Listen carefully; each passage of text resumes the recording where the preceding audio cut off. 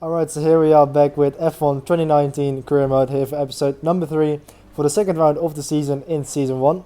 So coming off the previous round in Australia, we showed pretty good pace in practice and qualifying, but in the race we were struggling a lot more, and eventually we crashed out on lap 21, which resulted in a DNF for our first race with Williams. So that was a little bit disappointing. We do have a couple of upgrades that we have received for the second weekend, so at least we've got a bit of progression in the car, which will hopefully propel us to get a better result this time here in Bahrain. So without further ado, let's head into practice. Practice is just about to get underway here at the Bahrain International Circuit. This track boasts plenty of opportunities for overtakes, so it's up to the drivers to make use of the time to get comfortable with the track conditions. That's if they want to capitalise on those opportunities later. I've had a chat with Carl about the new parts, and we're happy that they've been integrated into the car okay. With any luck, you'll be able to feel the improvement, so give them a try. Alright, so here we are then in Friday practice 1. Of course, it's going to be crucial this season that we really try to get the maximum amount of resource points in every single session to develop this car. So track acclimatization and the fuel management were pretty well there. Tire management, I struggled a little bit on my first 2 laps, but I managed to get the purple score eventually. ERS management went pretty well as well, and now onto the race strategy program. We managed to complete that with the purple score as well. So that was a very brief highlight package of practice 1. So yeah, the pace was pretty alright. I did manage to beat all the practice programs, which usually is a sign that the pace is going to be okay. We got 16th place in practice, I believe. There you can see the lap times. And I missed out on doing a qualifying run, so we're going to try that here in FP2.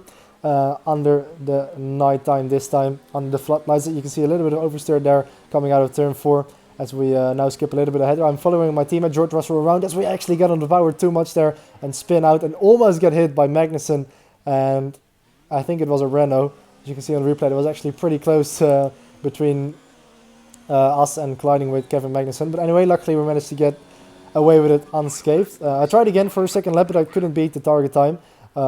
So that was a little bit disappointing. That was only practice program I wasn't able to get, but anyway, the pace is looking pretty decent as we now head into qualifying. Bahrain qualifying is nearly upon us, and the drivers look as if they're all geared up to go. I expect we'll be getting underway very shortly.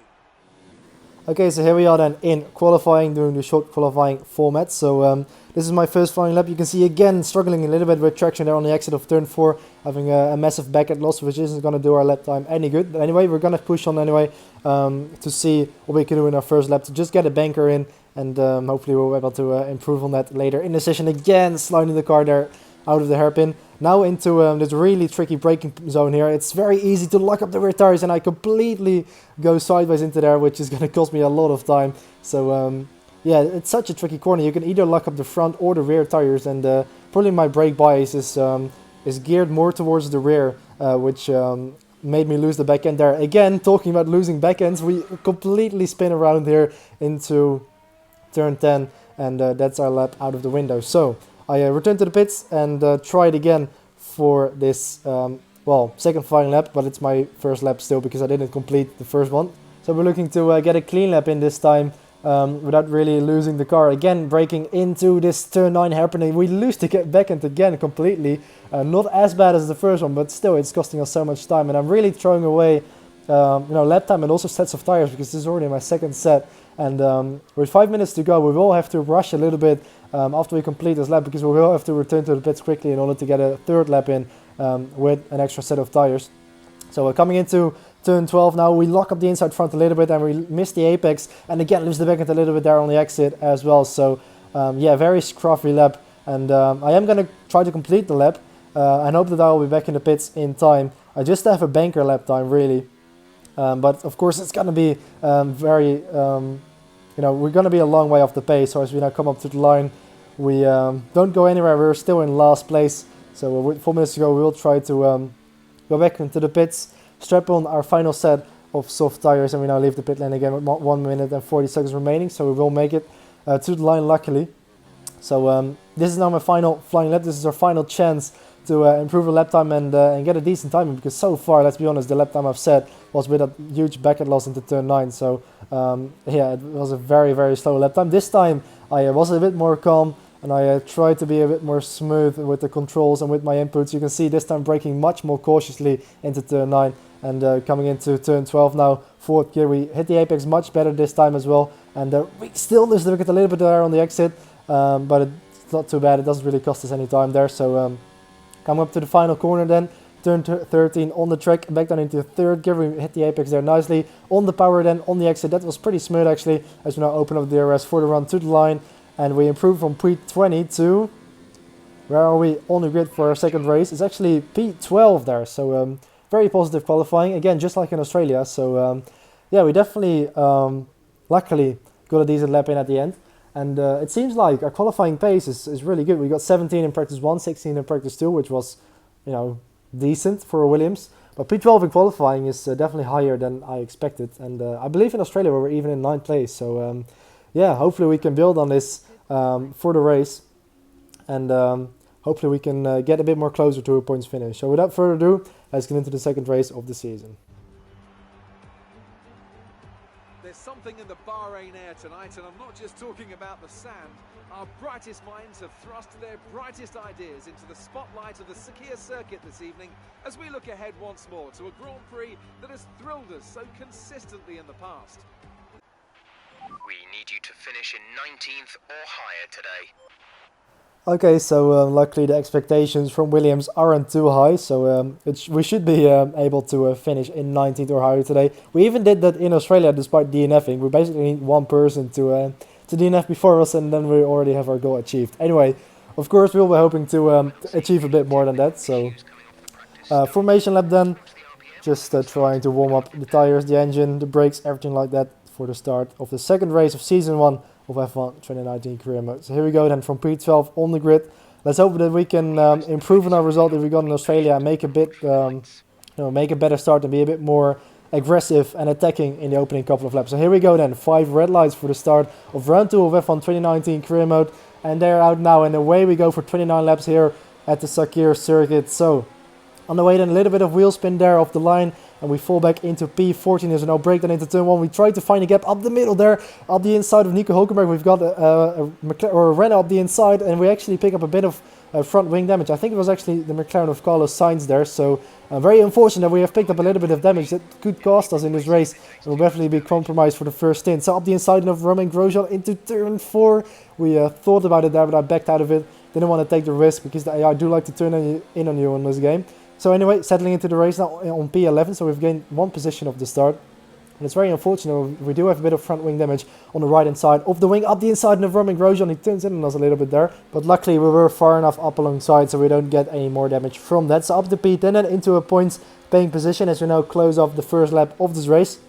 We've got Romain Grosjean behind us, who is looking to make a move into turn 1, down the inside. We will try to be later on the brakes and potentially hang it around the outside, which will turn to the inside for turn 2. And we do manage to hang on to the position for now.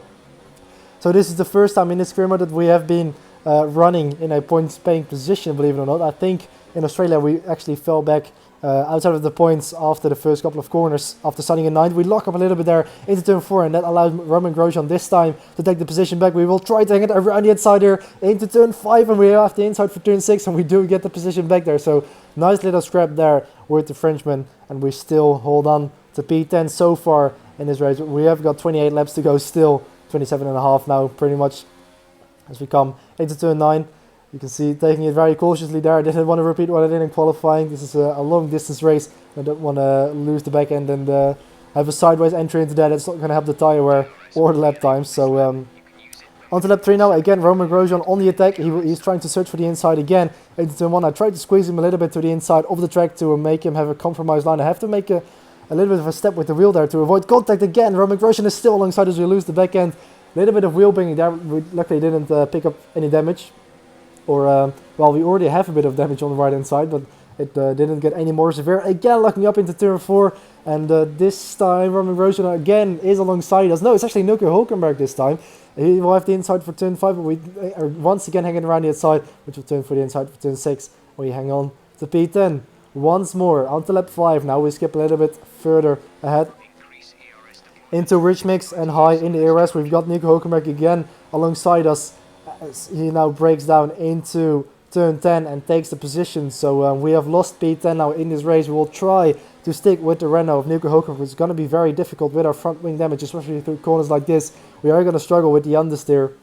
Luckily it's the right hand side and not the left hand side, because that would hurt us probably a little bit more, considering most of the corners on this track are going right. So again, losing the back end out of the final corner. We will open up the DRS now, and we may be able to make a move to once again retake P10 in this race. As we line up a move up the inside of Nico Hulkenberg here into turn 1. Can we be later on the brakes back then into first gear? We almost lock up and park it on the apex. Nico Hulkenberg is still on the inside. We leave the space, but we managed to hang it around the inside and retake 10th position as we open up the DRS for this back straight. Nico Hulkenberg now is getting attacked by another car behind him. It's Roman Grosjean again, looking to go up the inside of the German, and he now retakes P11. So nice little scrap here for the final points paying position. As we now open up lap 8 on the back straight once again. We've got Nico Hulkenberg behind us. This time he will look up the inside again into turn 10 and then retakes the position. So yeah, I had to leave the space on the inside. I ran a little bit wide as well, probably also due to the damage I have, which is costing us a couple of tenths per lap and losing us a little bit of time through the corners. And that meant Nico Hulkenberg was able to outbrake us into there and retake 10th position. But luckily this car is actually very decent in a straight line. It's really the corners where we were struggling, not only because of the damage, but just because this car is very poor in that segment of the development. But on the straights is where our car shines with the Mercedes power unit, and you can see that here with the DRS and the slipstream. We go to the right and go up the inside of Nico Hulkenberg into turn 1, and we do go up into P5 now as a couple of cars have made a stop. Of course, we are starting on the medium tires. We're doing the one stop going to the hard compound of tires, and most of the other cars, especially the cars who qualified into the top 10, of course, through Q2, are starting on the soft compound of tires, doing a two sets of mediums. Again, this time Pierre Gasly down the inside into turn 10. We do a switchback on the Frenchman. We hang it around the inside into turn 11, but with our damage we can't hold it around the inside over Red Bull, which is much or far superior in the aero department. So it didn't really matter that much because Pierre Gasly is in a different race to us anyway. Lap 13, we are making our first and hopefully only pit stop of this race. You can see the tire wear there, especially on the rear tires, was pretty severe. I am opting to change the front wing, so we will have a clean front wing for the rest of this race, which should hopefully give us a bit more downforce through the corners. So we'll have to pay the price for it a little bit now because our pit stop was a little bit longer, of course, about 2 or 3 seconds. But for the rest of the race, we will have a front wing that's intact, which will hopefully help us carry a bit more speed through the corners. So we actually overtake Devin Button there, who came out of the pits. And I think I actually picked up a minor bit of damage there. It doesn't really affect me. It still looks, the wing is still green on the indicator, but the indicator, I didn't open up the indicator myself. So yeah, the game did it, which indicates that there is a slight bit of damage, but I don't think it really affects me. So there's no problem there. Luckily we did manage to retake the position from Devin Butler there, who came out of the pit lane on cold tires. So we're now in 18th position behind Lance Stroll, and as we now open up lap 17, we move up into P17 because somebody made a pit stop, I believe. Yellow flags now. There is a car with an engine failure. It's actually Lance Stroll. His engine has blown up, and because of that a safety car has been deployed. So very interesting. The first full course caution that we've had in this career mode. And this will definitely spice up the race a little bit because the pack will be bunched up again. I opted to make a pit stop and go onto a set of medium tires again, because we're at the back of the field anyway. So we're basically getting away with pretty much a free pit stop here. And it looks like most of the AI cars are opting to stay out. So we will have a benefit for the rest of this race. And we'll be on fresher tires than the cars around us. So here we go then, lap 19. 10 laps to go from this point onwards as soon as we cross the line. From 19th place now because Lance Stroll is obviously out of the race. So let's see how much we can go forward for the remaining 10 laps of this Grand Prix. Into turn 1 minute, then we've got Roman Grosjean in front of us. We go down the inside. I had a little bit of hesitation there, and Roman Grosjean actually turns in on us and breaks my left front wing off a little bit there. So that's really, really annoying that we hit Grosjean there and that we picked up a bit of front wing damage because of that. Up the inside of Alexander Albon. This time I didn't hesitate. I even went on the throttle a little bit to make sure I was alongside to not pick up any more damage, because the AI just, if you're alongside with your front wing, the AI just turns in on you like you're not even there, which is really, really annoying. And it's definitely costing us the race here, because we've picked up damage again, this time on the left hand side, which is really going to cost us time through the corners. Anyway, at 21 now, 17th place. The cars in front of us luckily are tangled up a little bit with each other, and they are battling a lot, which allows me to keep up with them and actually catch up to them. So hopefully we'll be able to maybe mount an attack on them to gain a couple of more positions. You can see there, two cars trying to defend each other and taking a compromise line into turn 4. And Devon Butler and Carlos Sainz going side by side. George Russell just behind it, and I am here behind as well, just with the watching brief. I don't really want to take any more risks to damage my front wing even more, so I'm just going to stay behind and wait for an opportunity. Am I? No, I'm going to go down the inside of George Russell there into turn 7. He still tries to hang it around the outside. We do get the move stick for P16 in this race, as you can see from the overhead shot in the replay. Down the inside, I think Russell again turned in on me slightly, but I did squeeze him out on the exit a little bit too much, so my apologies for that. I thought he would have surrendered by that point, but he was still there. On to lap 21 now, still the same lap. George Russell was actually almost coming back at us as we break into turn 10. It was actually really close. I turned in on him, hoping he wasn't there, and as you can see on the replay here, it was actually really close between the two of us. George Russell looking down the inside, we turn in and we almost made contact there. George Russell just backed out of it on time.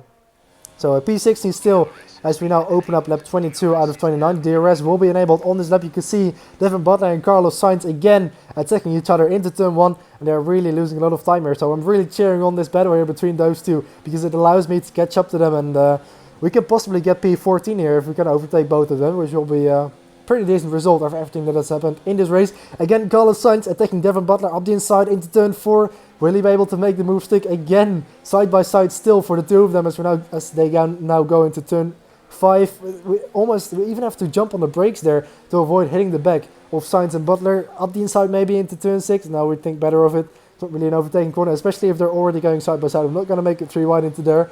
So into the very tricky trail braking hairpin here. I've had a lot of issues with here with this corner in practice, so I'm not going to attack in this corner, just going to take it nice and easy.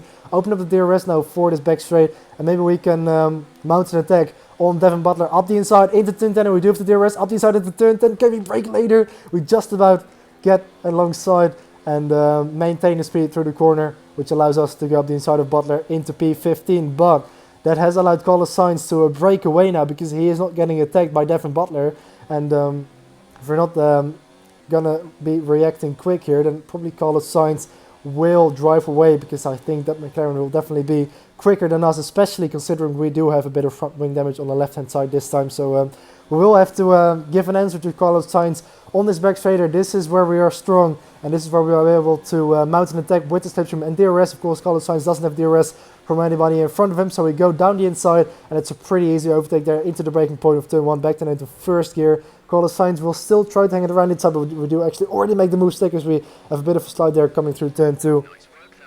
And so that brings us up into P14 now. This will probably be the best result that we can possibly get, because Kevin Magnussen is a little bit far up front, and we will probably not be able to close down that gap. So we'll just be trying to defend P14 for the rest of this race. The gap to Magnussen is 3.2 seconds, so that's definitely going to be difficult to close down. But you can see the group in front of us there, they are very close to each other. So if they get tangled up in a bit of a fight there, it may allow us to close the gap a little bit if we do have the pace. Yellow flags now as Nico Hulkenberg is out of the session. You can see there he is driving very slowly on the race line, and luckily we managed to get past him there. That would have been a disaster if we would have plowed into him. Anyway, 18 runners left then. That allows us to gain 1 position up into P13 as we're now on lap 24. You can see the understeer coming through turn 11 there, and we have actually managed to close down the gap a little bit to Daniel Ricciardo, who's been overtaken by Kevin Magnussen now.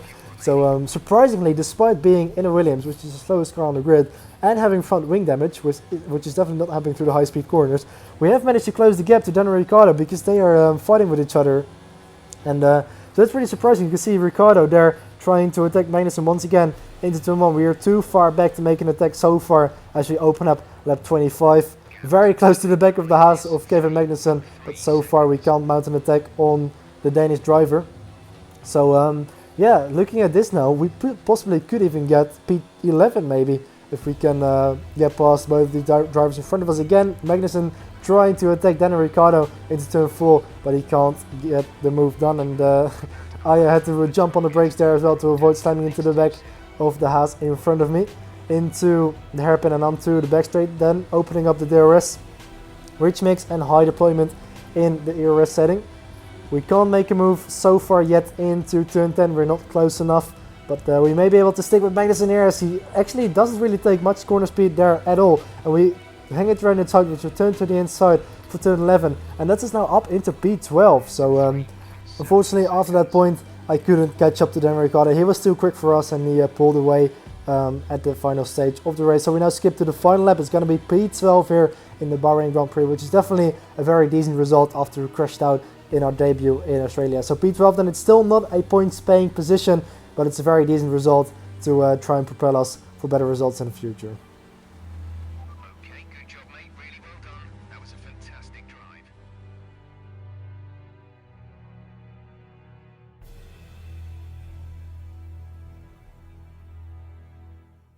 So P12 then in the Bahrain Grand Prix, George Russell backing us up in P13 as well. So it's been a very successful race for both the two Williams cars. Great work out there today. Let's have your thoughts. Some excellent overtaking moves from your former teammate today. Did he learn some of them from you? I doubt it, but yeah, Alfa Romeo is definitely helping compared to Williams to try and get up the field a bit quicker and make overtakes. You really looked in control of your car out there. Your team must be thrilled. Yeah, probably. I mean, it was a very decent race, and gonna compliment the team a bit there. Did you have the wrong fuel strategy today, or was it your management? No, it was just my management. It was my strategy to underfuel the car a little bit, and I just ran out of fuel before the line, but it wasn't really, yeah, didn't really matter. So it was part of the strategy. You had a close battle today, didn't you? Yeah, it was a pretty fun battle, and I enjoyed battling with my teammate. Great. Well, that's everything. Okay, so that was the interview with Claire. I do have to say though, the move I did on George Russell into turn 7 was a bit aggressive, and I didn't leave him space on the exit, so my apologies for that. And also turning in on him into turn 10. But anyway, this is where I'm going to round up the video. So yeah, next time we'll be in China for the third round of the season, and hopefully we'll be able to continue the form we showed today in Bahrain. And I believe we'll actually receive another upgrade as well. So yeah, let's just aim for another finish that's identical to what we achieved today in Bahrain with 12th place. Just aiming for a finish that's close to the points. I think it might be a little bit too ambitious to actually aim for a points finish. Keep it up. But I think we'll just yeah, need to try to keep up the progression, keep upgrading the car, and then maybe after a couple rounds we'll be able to get within a chance of scoring points. So yeah, thank you very much for watching. Hope you've enjoyed the episode, and I'll see you in the next one. Goodbye.